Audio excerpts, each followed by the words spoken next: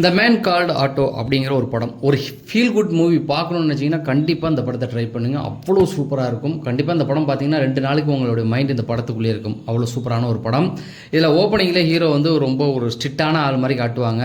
எல்லாத்துலேயும் கரெக்டாக இருக்கணும்னு நினைக்கக்கூடிய ஆள்.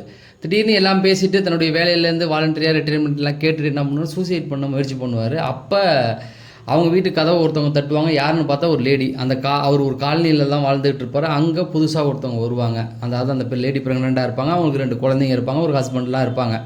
ஸோ அவங்க வந்து அடிக்கடி இவங்ககிட்ட வந்து பேச ஆரம்பிப்பாங்க. நீங்கள் பார்க்க எங்கள் அப்பா மாதிரியே இருக்கீங்க அப்படின்னு சொல்லும்பொழுது இவருடைய மனசு மாறி அவங்க கூட ஒரு நெருங்கிய நட்பு வந்துடும். அதாவது இப்போ மகள் அப்படிங்கிற ஒரு உருவுக்குள்ள வந்துடுவாங்க.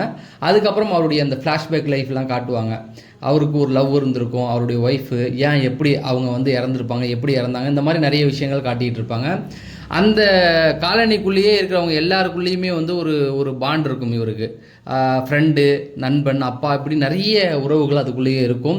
ஒரு கட்டத்தில் என்ன ஆகும்னா அந்த காலனியை வந்து காலி பண்ணுறதுக்கு ஒரு கார்ப்பரேட் கம்பெனி முயற்சி பண்ணுவாங்க. அதுக்கப்புறம் எல்லாருமே ஒன்று சேர்ந்து அதை எப்படி தடுக்கிறாங்க அப்படிங்கிறத தாண்டி அவங்களுக்குள்ள ஒரு பக்கத்து வீட்டுக்குள்ளே இருக்கிறவங்க நெய்பர்ஸ் அப்படிங்கிறது இல்லாமல் ஒரு உறவுகளாக மாறிடுவாங்க. கிளைமேக்ஸில் நம்மளை அழுவ வச்சு பார்த்துருவாங்க. அந்த அளவுக்கு ஒரு நெகிழ்ச்சியாக எல்லாம் ஒரே குடும்பமாக மாறிடுவாங்க. அந்த படத்தில் வர எல்லா கேரக்டருக்கும் ஏதோ ஒரு இழப்புகள் இருந்துக்கிட்டே இருக்கும். அந்த இழப்புகளை அவங்கள தவிர்த்து அந்த காலனியில் இருக்க எல்லாருமே வந்து ஒன்றா ஒரே குடும்பமாக ஆகிற மாதிரி காமிச்சிருப்பாங்க.